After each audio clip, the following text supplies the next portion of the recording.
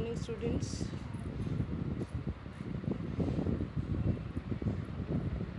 Good morning, students. Yesterday I have discussed the concept of guidance on Google Meet. Today we discuss about the need and principles of guidance.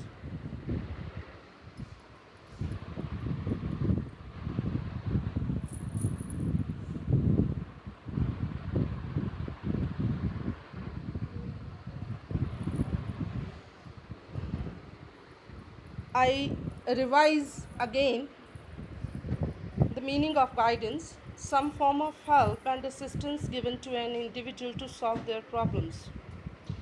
Primary level 'ਤੇ middle level 'ਤੇ high level 'ਤੇ ਅਸੀਂ ਕੱਲ੍ਹ discuss ਕੀਤਾ ਸੀ ਕਿ ਬੱਚਿਆਂ ਦੀਆਂ classroom ਨਾਲ ਰਿਲੇਟਡ ਬੜੀਆਂ ਸਾਰੀਆਂ ਪ੍ਰੋਬਲਮਸ ਹੁੰਦੀਆਂ ਨੇ ਤਾਂ ਉਹਨਾਂ ਨੂੰ ਅਸੀਂ ਕਿਵੇਂ ਗਾਈਡ ਕਰਨਾ ਹੈ। ਗਾਈਡ ਕਰਨਾ ਮੀਨਸ ਉਹਨਾਂ ਦੀ ਹੈਲਪ ਕਰਨਾ, to show the right path, to point out. Second, guidance as the promotion of the growth of the individual in self-direction. ਅਗਵਾਈ ਹੈ ਜੋ ਗਾਈਡੈਂਸ ਮੀਨਸ ਅਗਵਾਈ, ਉਹ ਬੱਚੇ ਦੀ ਜੋ ਗਰੋਥ ਹੈ, ਵਾਧਾ ਹੈ, ਉਹਨੂੰ ਜੇਕਰ ਅਸੀਂ ਸਹੀ ਦਿਸ਼ਾ ਨਿਰਦੇਸ਼ ਦੇਵਾਂਗੇ ਤਾਂ ਉਸ ਦੀ ਜਿਹੜੀ ਪਰਸਨੈਲਿਟੀ ਹੈ ਉਹ ਡਿਵੈਲਪ ਹੋਏਗੀ ਔਰ ਉਹਨੂੰ ਸੈਲਫ ਡਾਇਰੈਕਸ਼ਨ ਦੇ ਵਿੱਚ ਪ੍ਰਮੋਸ਼ਨ ਮਿਲੇਗੀ। ਮੀਨਸ ਕਿ ਉਹਨੂੰ ਆਪਣੀ ਲਾਈਫ ਦੀਆਂ ਫਿਊਚਰ ਦੇ ਵਿੱਚ ਜੋ ਵੀ ਪ੍ਰੋਬਲਮਸ ਆਉਂਦੀਆਂ ਨੇ ਤਾਂ ਉਹਨਾਂ ਪ੍ਰੋਬਲਮਸ ਨੂੰ ਸੌਰਟ ਆਊਟ ਕਰਨ ਦੇ ਲਈ ਉਹਨੂੰ ਸੈਲਫ ਡਾਇਰੈਕਸ਼ਨ ਵੀ ਮਿਲੇਗੀ। Third one, guidance helps the individual to adjust to the environment. ਅਗਵਾਈ ਹੈ ਜਿਹੜੀ ਉਹ ਬੱਚੇ ਨੂੰ, ਵਿਅਕਤੀ ਨੂੰ ਹੈਲਪ ਕਰਦੀ ਆ ਆਪਣੇ ਐਨਵਾਇਰਨਮੈਂਟ ਦੇ ਵਿੱਚ ਐਡਜਸਟ ਕਰਨ ਲਈ। ਫੋਰ ਐਗਜ਼ਾਮਪਲ, ਕਲਾਸਰੂਮ ਦੇ ਵਿੱਚ ਅਸੀਂ ਪ੍ਰੋਬਲਮ ਸੌਰਟ ਆਊਟ ਕਰਦੇ ਹਾਂ ਤਾਂ ਕਲਾਸਰੂਮ ਦਾ ਐਨਵਾਇਰਨਮੈਂਟ ਅੱਛਾ ਹੋ ਜਾਂਦਾ ਹੈ ਔਰ ਜੇਕਰ ਅਸੀਂ ਉਹਦੀਆਂ ਫੈਮਿਲੀ ਦੀਆਂ ਪ੍ਰੋਬਲਮ ਸੌਰਟ ਆਊਟ ਕਰਦੇ ਹਾਂ, ਉਹਦੀਆਂ ਪਰਸਨਲ ਪ੍ਰੋਬਲਮ ਸੌਰਟ ਆਊਟ ਕਰਦੇ ਹਾਂ ਤਾਂ ਉਹ ਫੈਮਿਲੀ ਦੇ ਐਨਵਾਇਰਨਮੈਂਟ ਦੇ ਵਿੱਚ ਐਡਜਸਟ ਹੋਣਾ ਸਿੱਖ ਜਾਂਦਾ। ਜੇਕਰ ਅਸੀਂ ਉਸ ਨੂੰ ਸੁਸਾਇਟੀ ਦੇ ਲਈ ਤਿਆਰ ਕਰਦੇ ਹਾਂ ਤਾਂ ਉਹਨੂੰ ਆਪਾਂ ਸੁਸਾਇਟੀ ਬਾਰੇ ਕੀ ਕਰਦੇ ਹਾਂ, ਅਵੇਅਰ ਕਰਦੇ ਹਾਂ ਕਿ ਸੁਸਾਇਟੀ ਦੇ ਵਿੱਚ ਇਸ ਟਾਈਪ ਦੀਆਂ ਪ੍ਰੋਬਲਮਸ ਨੇ, ਅੱਗੋਂ ਤੁਸੀਂ ਜੋਬ ਕਰਨੀ ਹੈ ਤਾਂ ਕਿਸ ਤਰ੍ਹਾਂ ਅਸੀਂ ਐਡਜਸਟ ਕਰਨਾ ਹੈ, ਕਿਸ ਤਰ੍ਹਾਂ ਇੰਡੀਵਿਜੂਅਲ ਡਿਫਰੈਂਸਿਸ ਹੁੰਦੇ ਨੇ, ਉਹਨਾਂ ਦੀਆਂ ਪ੍ਰੋਬਲਮਸ ਹੁੰਦੀਆਂ ਨੇ, ਉਹਨਾਂ ਦੀਆਂ ਬਿਹੇਵ ਦੀਆਂ ਪ੍ਰੋਬਲਮਸ ਹੁੰਦੀਆਂ ਨੇ, ਉਹਨਾਂ ਦੀਆਂ ਐਡਜਸਟਮੈਂਟ ਦੀਆਂ ਪ੍ਰੋਬਲਮਸ ਹੁੰਦੀਆਂ ਨੇ, like this. Next, needs for guidance. ਹੁਣ ਅਸੀਂ ਇਹ ਗੱਲ ਕੀਤੀ ਹੈ ਕਿ ਇਨਸਾਨ ਨੂੰ ਜਨਮ ਤੋਂ ਲੈ ਕੇ ਮੌਤ ਤੱਕ ਗਾਈਡੈਂਸ ਦੀ ਲੋੜ ਪੈਂਦੀ ਹੈ। Guidance based upon the fact human being needs help. Everyone needs assistance at some times in his life. Some will need it constantly while others use it only at rare. These reasons are of the following three kinds. First of all, ਕਿ ਬਚਪਨ, ਜਵਾਨੀ ਅਤੇ ਬੁਢਾਪੇ ਦੇ ਵਿੱਚ ਹਰ ਇਨਸਾਨ ਨੂੰ help ਦੀ ਲੋੜ ਪੈਂਦੀ ਹੈ, ਉਹਨੂੰ ਗਾਈਡੈਂਸ ਦੀ ਲੋੜ ਪੈਂਦੀ ਹੈ। ਛੋਟਾ ਬੱਚਾ ਹੈ, ਉਹਨੂੰ ਅਸੀਂ ਹੈਬਿਟ ਸਿਖਾਉਂਦੇ ਹਾਂ, ਉਹਨੂੰ ਅਸੀਂ how to talk, how to walk ਔਰ ਕਿਸ ਤਰ੍ਹਾਂ ਬਿਹੇਵ ਕਰਨਾ ਹੈ, ਕਿਸ ਤਰ੍ਹਾਂ ਟੀਚਰ ਦੇ ਨਾਲ ਬਿਹੇਵ ਕਰਨਾ ਹੈ, ਕਿਸ ਤਰ੍ਹਾਂ ਦੀਆਂ ਹੈਬਿਟਸ ਹੋਣੀਆਂ ਚਾਹੀਦੀਆਂ ਨੇ, ਉਹਦਾ ਦੂਸਰੇ 'ਤੇ ਕੀ ਅਸਰ ਹੁੰਦਾ ਹੈ, ਤਾਂ ਉਹਦੇ ਨਾਲ ਰਿਲੇਟਡ ਅਸੀਂ ਉਹਨੂੰ ਉਸ ਲੈਵਲ 'ਤੇ ਗਾਈਡ ਕਰ ਸਕਦੇ ਹਾਂ। ਇਸੇ ਤਰ੍ਹਾਂ ਅਡੋਲਸੈਂਸ ਏਜ ਦੀਆਂ ਲੜਕਿਆਂ ਦੀਆਂ ਬਹੁਤ ਸਾਰੀਆਂ ਫਿਜ਼ੀਕਲੀ, ਸੋਸ਼ਲੀ, ਮੋਰਲ ਪ੍ਰੋਬਲਮਸ ਹੁੰਦੀਆਂ ਨੇ, ਉਹਨਾਂ ਦੇ ਬਹੁਤ ਸਾਰੇ ਮਾਈਂਡ ਦੇ ਵਿੱਚ ਕਨਸੈਪਟਸ ਹੁੰਦੇ ਨੇ ਜੋ ਕਲੀਅਰ ਨਹੀਂ ਹੁੰਦੇ, ਤਾਂ ਉਹਦੇ ਬਾਰੇ ਅਸੀਂ ਉਹਨਾਂ ਨੂੰ ਗਾਈਡ ਕਰਨਾ ਹੈ। ਕਹਿਣ ਤੋਂ ਮਤਲਬ ਕੀ ਹੈ ਕਿ ਜ਼ਿੰਦਗੀ ਦੇ ਹਰ ਫੇਜ਼ ਦੇ ਵਿੱਚ ਜਿਹੜੀ ਗਾਈਡੈਂਸ ਹੈ ਉਹਦੀ ਸਾਨੂੰ ਲੋੜ ਹੁੰਦੀ ਹੈ। ਸੋ 3 ਕਾਰਨ ਨੇ ਜਿਨ੍ਹਾਂ ਕਰਕੇ ਸਾਨੂੰ ਗਾਈਡੈਂਸ ਦੀ ਲੋੜ ਹੈ। First of all, psychological reasons, ਮਨੋਵਿਗਿਆਨਿਕ ਕਾਰਨ। ਕਈ ਵਾਰ ਕੀ ਹੁੰਦਾ ਹੈ ਕਿ ਇਨਸਾਨ ਦੇ ਦਿਮਾਗ 'ਚ ਫੋਬੀਆ ਹੁੰਦਾ ਹੈ ਕਿ ਮੈਨੂੰ ਮਤਲਬ ਮੇਰੇ ਬਾਰੇ ਲੋਕ ਇਸ ਤਰ੍ਹਾਂ ਸੋਚਦੇ ਨੇ, ਜਾਂ ਮਤਲਬ ਕਲਾਸ ਦੇ ਵਿੱਚ ਜੋ ਟੀਚਰ ਹੈ ਉਹ ਸਾਰੀ ਕਲਾਸ ਨੂੰ ਕਹਿੰਦਾ ਪਰ ਉਹ ਬੱਚਾ ਕਹਿੰਦਾ ਨਹੀਂ ਇਹ ਤਾਂ ਮੈਨੂੰ ਇਕੱਲੇ ਨੂੰ ਕਿਹਾ ਗਿਆ ਹੈ। ਸੋ ਬਹੁਤ ਸਾਰੇ ਸਾਈਕੋਲੋਜੀਕਲ ਰੀਜ਼ਨਸ ਨੇ, ਠੀਕ ਹੈ, ਜਿਸ ਕਰਕੇ ਬੱਚਾ ਵਿਦਾਊਟ ਐਨੀ ਕਾਜ਼ ਕਈ ਵਾਰ ਸਟ੍ਰੈਸ ਲੈ ਲੈਂਦਾ, ਡਿਪਰੈਸ਼ਨ ਲੈ ਲੈਂਦਾ, ਉਹਨੂੰ ਲੱਗਦਾ ਕਿ ਮੈਨੂੰ ਪੁਆਇੰਟ ਆਊਟ ਕੀਤਾ ਜਾ ਰਿਹਾ ਹੈ। ਸੋ ਇਸ ਤਰ੍ਹਾਂ ਦੀਆਂ ਜੋ ਪ੍ਰੋਬਲਮਸ ਨੇ ਉਹਦੇ ਬਾਰੇ ਵੀ ਅਸੀਂ ਜਿਹੜੇ ਬੱਚੇ ਉਹਨਾਂ ਨੂੰ ਕੀ ਕਰਨਾ, ਗਾਈਡ ਕਰਨਾ ਹੈ, ਠੀਕ ਹੈ। ਸੋ ਇੱਥੇ ਵੀ ਗਾਈਡੈਂਸ ਦੀ ਲੋੜ ਹੈ। ਸੈਕਿੰਡ ਹੈ ਸੋਸ਼ੋਲੋਜੀਕਲ ਰੀਜ਼ਨਸ, ਕਿ ਸੋਸਾਇਟੀ ਦੇ ਵਿੱਚ ਐਡਜਸਟ ਕਰਨਾ, ਸਾਡਾ ਸੋਸ਼ਲ ਸੈਟਅਪ ਸਹੀ ਨਹੀਂ ਹੁੰਦਾ, ਅਸੀਂ ਕਿਸੇ ਨਾਲ ਐਡਜਸਟ ਨਹੀਂ ਕਰ ਪਾਉਂਦੇ, ਕਿਸੇ ਨਾਲ ਖਾਣਾ ਨਹੀਂ ਸ਼ੇਅਰ ਕਰਦੇ, ਕਿਸੇ ਨਾਲ ਆਪਣੇ ਵਿਊਜ਼ ਸ਼ੇਅਰ ਨਹੀਂ ਕਰਦੇ ਨਹੀਂ ਚਾਹੁੰਦੇ ਕਿ ਅਸੀਂ ਕਿਸੇ ਦੇ ਨਾਲ ਉੱਠੀਏ ਬੈਠੀਏ, ਮਤਲਬ ਆਪਣੀ ਪਰਸਨਲ ਲਾਈਫ ਨੂੰ ਜ਼ਿਆਦਾ ਫੋਕਸ ਕਰਨਾ, ਕਿਸੇ ਨਾਲ ਐਡਜਸਟ ਨਾ ਕਰਨਾ, maybe school, maybe family, maybe society. So ਇਹ ਨੇ ਸੋਸ਼ੋਲੋਜੀਕਲ ਰੀਜ਼ਨ ਜਿਨ੍ਹਾਂ ਕਰਕੇ ਬੱਚੇ ਨੂੰ ਗਾਈਡ ਕਰਨ ਦੀ ਲੋੜ ਹੈ ਕਿ ਵੀ ਆਰ ਹਿਊਮਨ ਬੀਇੰਗਸ, ਅਸੀਂ ਸਾਰੇ ਇਨਸਾਨ ਹੈ, ਸਾਨੂੰ ਕੀ ਹੈ ਘਰ ਦੇ ਵਿੱਚ ਔਰ ਸਕੂਲ ਦੇ ਵਿੱਚ ਔਰ ਸੁਸਾਇਟੀ ਦੇ ਵਿੱਚ ਸਾਨੂੰ ਕਿਸੇ ਨਾ ਕਿਸੇ ਦੀ ਹੈਲਪ ਦੀ ਲੋੜ ਪੈਗੀ। ਸੋ ਇਸ ਲਈ ਸਾਨੂੰ ਐਡਜਸਟ ਕਰਨਾ ਚਾਹੀਦਾ। Third one, educational reasons. Education reasons means ਕਿ ਜਿਹੜਾ ਬੱਚਾ ਉਹ ਇੰਨਾ ਕੁਆਲੀਫਾਈ ਨਹੀਂ ਹੁੰਦਾ ਔਰ ਇੰਨਾ ਜ਼ਿਆਦਾ ਐਕਸਪਰਟ ਨਹੀਂ ਹੁੰਦਾ ਕਿ ਉਹਨੂੰ ਪਤਾ ਨਹੀਂ ਹੁੰਦਾ ਮੈਂ ਕਿਹੜੇ ਸਬਜੈਕਟ ਲੈਣੇ ਆ ਔਰ ਕਿਹੜੀਆਂ ਮੈਂ ਆਪਸ਼ਨ ਚੂਜ਼ ਕਰਨੀਆਂ ਨੇ ਔਰ ਮੇਰਾ ਅੱਗੋਂ ਇਹਨਾਂ ਸਬਜੈਕਟਸ ਦਾ ਮੇਰਾ ਕੋਈ ਬੈਨੀਫਿਟ ਹੋਏਗਾ ਜੌਬ ਦੇ ਵਿੱਚ। ਸੋ ਇਸ ਕਰਕੇ ਉਹਨਾਂ ਨੂੰ ਐਜੂਕੇਸ਼ਨ ਪੁਆਇੰਟ ਆਫ ਵਿਊ ਤੋਂ ਟੀਚਰਸ ਵੱਲੋਂ, ਪੇਰੈਂਟਸ ਵੱਲੋਂ, ਕਲੀਗਸ ਵੱਲੋਂ ਔਰ ਆਪਣੇ ਪੀਅਰ ਗਰੁੱਪਸ ਵੱਲੋਂ, ਈਵਨ ਸੁਸਾਇਟੀ ਦੇ ਕਿਸੇ ਐਕਸਪਰਟ ਵੱਲੋਂ, ਰਿਲੇਟਿਵਸ ਈਵਨ ਉਹਨਾਂ ਵੱਲੋਂ ਵੀ ਜਿਹੜਾ ਬੱਚੇ ਨੂੰ ਕੀ ਕੀਤਾ ਜਾਂਦਾ, ਗਾਈਡ ਕੀਤਾ ਜਾਂਦਾ ਹੈ ਤਾਂ ਜੋ ਉਹਦੀ ਜਿਹੜਾ ਫਿਊਚਰ ਹੈ ਉਹਦੇ ਬਾਰੇ ਉਹਨੂੰ ਅੱਛੀ ਜਿਹੜੀ ਹੈ ਸੇਧ ਮਿਲ ਸਕੇ। ਨੈਕਸਟ ਹੈ ਪ੍ਰਿੰਸੀਪਲਸ ਆਫ ਗਾਈਡੈਂਸ। ਹੁਣ ਅਸੀਂ ਕਿਹਾ ਕਿ ਗਾਈਡੈਂਸ ਦੀ ਸਾਨੂੰ ਬਹੁਤ ਲੋੜ ਹੈ। ਸੋ ਗਾਈਡ ਜਦੋਂ ਅਸੀਂ ਕਿਸੇ ਨੂੰ ਕਰਨਾ ਹੈ ਤਾਂ ਸਾਨੂੰ ਕੁਝ ਸਿਧਾਂਤਾਂ ਨੂੰ ਫੋਲੋ ਕਰਨਾ ਪੈਣਾ ਹੈ, ਠੀਕ ਹੈ। ਅਕੋਰਡਿੰਗ ਟੂ ਪ੍ਰੋ ਐਂਡ ਕਰੋ, first of all round development of individual, ਸਾਨੂੰ ਸਾਰਿਆਂ ਨੂੰ ਪਤਾ ਹੈ ਕਿ ਬੱਚੇ ਦੇ ਸਰਵਪੱਖੀ ਵਿਕਾਸ ਦੇ ਲਈ ਸਾਨੂੰ ਉਹਨੂੰ ਬਚਪਨ ਜਵਾਨੀ ਤੱਕ, ਮਤਲਬ ਸਕੂਲ ਦੀ ਸਟੇਜ, ਕਾਲਜ ਦੀ stage, high level, secondary level, senior secondary level 'ਤੇ ਸਾਨੂੰ ਬੱਚੇ ਨੂੰ ਗਾਈਡ ਕਰਨ ਦੀ ਲੋੜ ਹੈ ਤਾਂ ਜੋ ਬੱਚੇ ਦਾ ਸਰਵਪੱਖੀ ਵਿਕਾਸ ਹੋ ਸਕੇ। Second one, principals of individual differences. ਕਈ ਵਾਰ ਕਿ ਸਾਡੀ ਸੁਸਾਇਟੀ ਦੇ ਵਿੱਚ ਕੀ ਹੁੰਦਾ ਹੈ ਕਿ ਇੰਡੀਵਿਜੂਅਲ ਡਿਫਰੈਂਸਿਸ ਨੇ, ਸਾਰਿਆਂ ਦੇ ਟੇਸਟ ਇੱਕੋ ਜਿਹੇ ਨਹੀਂ ਹੁੰਦੇ, ਇੰਟਰਸਟ ਇੱਕੋ ਜਿਹੇ ਨਹੀਂ ਹੁੰਦੇ, ਲਾਈਕਸ ਔਰ ਡਿਸਲਾਈਕਸ ਹੁੰਦੀਆਂ ਨੇ।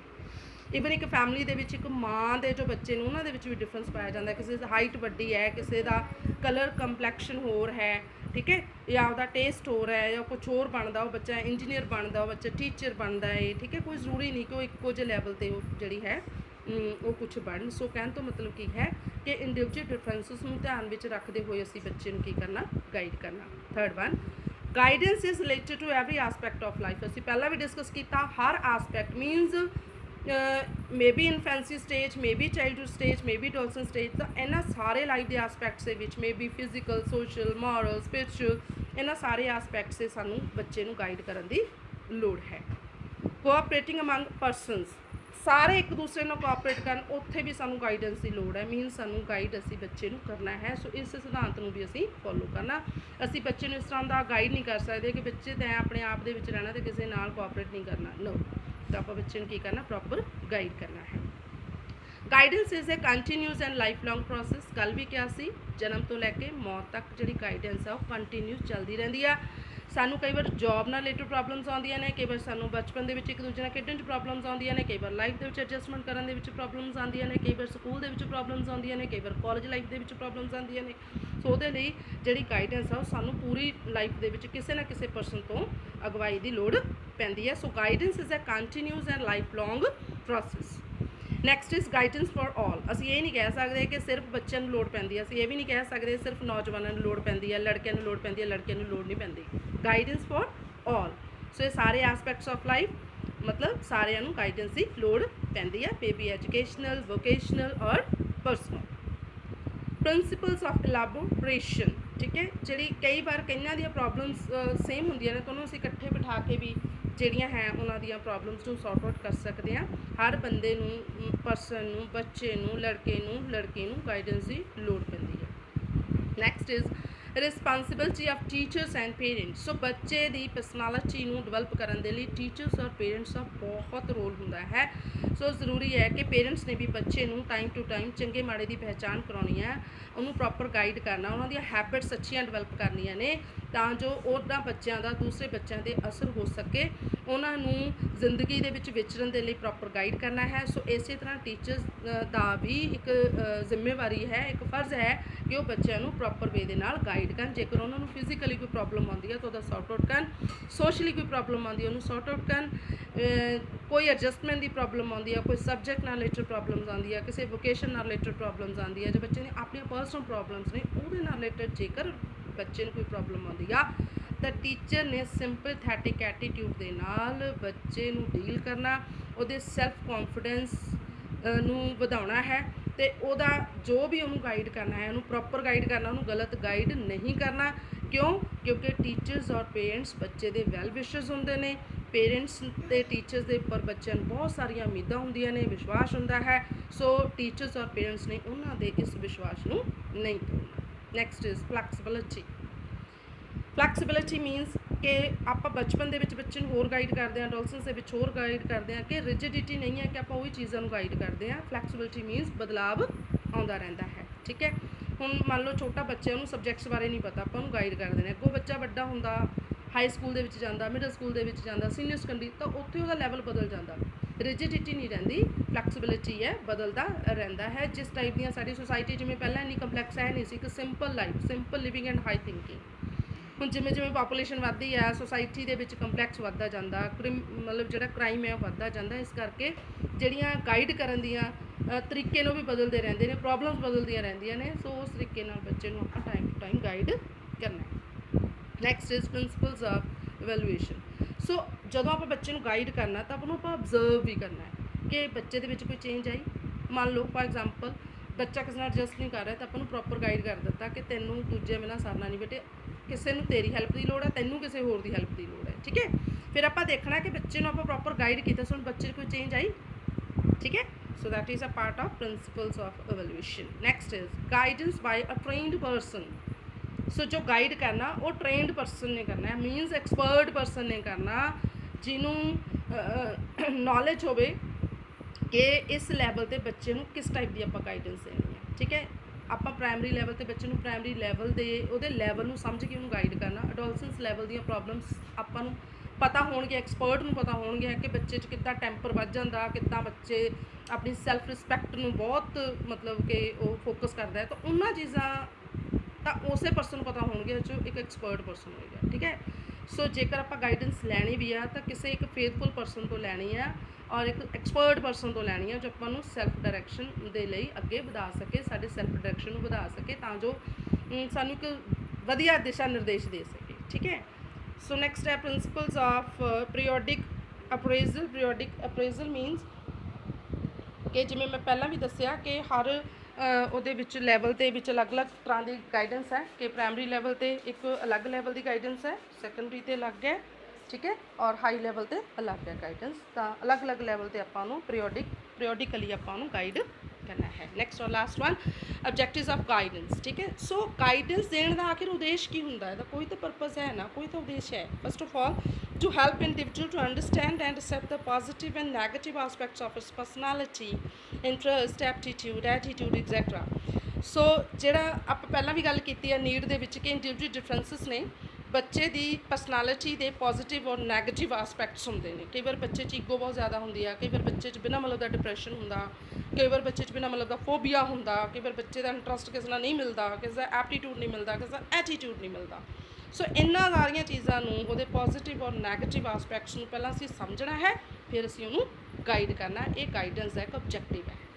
ਜਦ ਤੱਕ ਅਸੀਂ ਇਹਨਾਂ ਚੀਜ਼ਾਂ ਨੂੰ ਨਹੀਂ ਸਮਝਦੇ ਕਿ ਬੱਚੇ ਦੀ ਪਰਸਨੈਲਿਟੀ ਦੇ ਪੋਜ਼ੀਟਿਵ ਔਰ ਨੈਗੇਟਿਵ ਪੁਆਇੰਟਸ ਕੀ ਨੇ, ਉਹਦੇ ਇੰਟਰਸਟ ਕੀ ਨੇ, ਉਹਦਾ ਐਪਟੀਟਿਊਡ ਕੀ ਹੈ, ਉਹਦਾ ਐਟੀਟਿਊਡ ਕੀ ਹੈ, ਤਦ ਤੱਕ ਅਸੀਂ ਉਹਨੂੰ ਪ੍ਰੋਪਰ ਗਾਈਡ ਨਹੀਂ ਕਰ ਸਕਦੇ। Second, provide to wide choice and opportunities. ਠੀਕ ਹੈ, ਤਾਂ ਟੀਚਰ ਜੋ ਐਕਸਪਰਟ ਪਰਸਨ ਹੈ, ਉਹਨੂੰ ਪਤਾ ਹੁੰਦਾ ਕਿ a lot of choices there in the field of educational as well as vocational field. ਤਾਂ ਉਹਨੂੰ ਅਲੱਗ-ਅਲੱਗ ਚੋਇਸਿਸ ਅਤੇ ਅਪਰਚੁਨਿਟੀਜ਼ ਦੇਣੀਆਂ ਕਿ ਬੇਟੇ ਇਹ ਸਬਜੈਕਟ ਲੈ ਕੇ ਤੇਰਾ ਇਹ ਮਤਲਬ ਆਕੂਪੇਸ਼ਨ ਹੋਏਗਾ, ਇਹ ਸਬਜੈਕਟ ਲੈ ਕੇ ਤੇਰਾ ਇਹ ਆਕੂਪੇਸ਼ਨ ਹੋਏਗਾ, ਆਹ ਤੇਰਾ ਟੇਸਟ ਹੈ, ਆਹ ਤੇਰਾ ਇੰਟਰਸਟ ਹੈ, ਇਹਦੇ ਵਿੱਚ ਤੂੰ ਕਰ ਸਕਦਾ, ਇਹਦੇ ਵਿੱਚ ਤੂੰ ਨਹੀਂ ਕਰ ਸਕਦਾ। ਗੱਲ ਫੇਰ ਆ ਗਈ ਵਾਪਸ positive and negative. Third one or the last one, help make adjustment in the new life situation, right? ਸੋ ਆਪਣੀ ਲਾਈਫ ਦੀ ਹਰ ਸਿਚੁਏਸ਼ਨ ਦੇ ਵਿੱਚ ਐਡਜਸਟ ਕਰਨ ਦੇ ਲਈ ਇਨਸਾਨ ਨੂੰ ਐਡਜਸਟਮੈਂਟ ਕਰਨ ਦੀ ਲੋੜ ਹੈ। ਅਤੇ ਇਹ ਲੋੜ ਕੌਣ ਪੂਰੀ ਕਰਦਾ? ਗਾਈਡੈਂਸ। ਜੇ ਪਰਸਨ ਨੂੰ ਹਰ ਆਸਪੈਕਟ ਦੇ ਵਿੱਚ ਪ੍ਰੋਪਰ ਗਾਈਡੈਂਸ ਮਿਲੇਗੀ, ਉਹਦੀਆਂ ਪ੍ਰੋਬਲਮ ਸੌਰਟ ਆਊਟ ਹੋਣਗੀਆਂ, ਤਾਂ ਫਿਰ ਕੀ ਹੋਏਗਾ? ਉਹ ਲਾਈਫ ਦੇ ਵਿੱਚ ਕੀ ਕਰੇਗਾ? ਐਡਜਸਟਮੈਂਟ। ਠੀਕ ਹੈ, ਸੋ ਦੈਟਸ ਇਟ।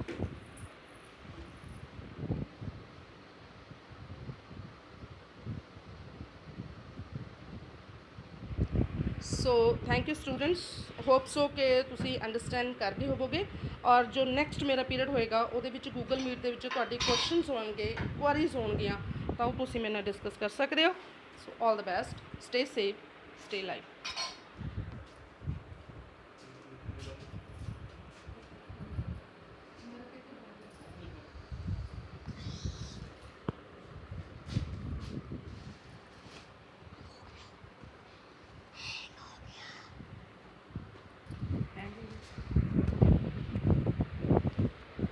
ਬਸ ਇਹਦੀ ਆਹੀ ਪ੍ਰੋਬਲਮ ਹੈ, ਆਹੀ ਮੈਨੂੰ ਮੰਮਾ ਕੀ ਬਿੱਲ ਬੋਲੇ ਨਹੀਂ ਕਹਿੰਦੇ ਆਈ ਰਿਵਾਈਜ਼ ਬਸ ਇਹ ਤਾਂ ਇਹੀ ਪ੍ਰੋਬਲਮ ਆ। ਵੀਡੀਓ ਸਾਰੀ ਕਰਾ ਦੇ। ਕੁਛ ਨਹੀਂ, ਕੋਈ ਨਹੀਂ, ਮੈਂ ਦੁਬਾਰਾ ਕਰ ਦੇਣੀ ਹੈ। ਪਤਾ ਲੱਗ ਗਿਆ ਸੀ ਟਾਈਮ ਹੋ ਗਿਆ, ਮੇਰੀ ਬੱਸ ਲੰਘ ਗਈ 17 ਹੋ ਕੇ। ਪਾਗਲ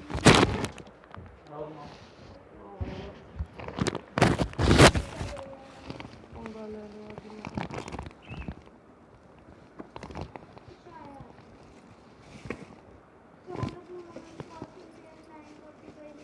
ਬਸ ਠੀਕ ਕਰ ਲੂੰਗੀ।